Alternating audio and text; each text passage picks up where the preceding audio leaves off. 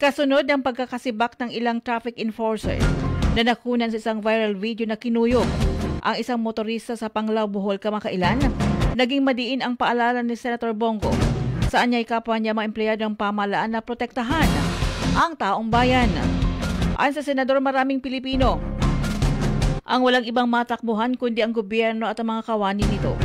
Kaya naman paalala ni Senator Bongo, dapat ipatupad ang batas kung kinakailangan.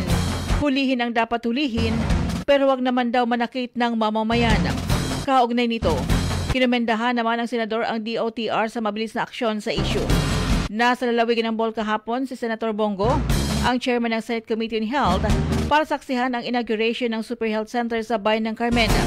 Naging mainit naman ang salubong at pagpapakita ng suporta ng mga taga-Bohol kay Senator Bongo. Ang taong bayan na poprotekta sa kanila, makiusap ko lang po, gawin po natin ang ating trabaho, lalong-lalo na po na walang ibang matakbuhan ng ating mga kababayan kundi tayo pong nasa gobyerno. Ipatupad niyo lang po yung batas. Kung merong paglabag sa batas, hulihin, pero huwag naman pong saktan. Nag-partner ang tinig ni Senator Bongo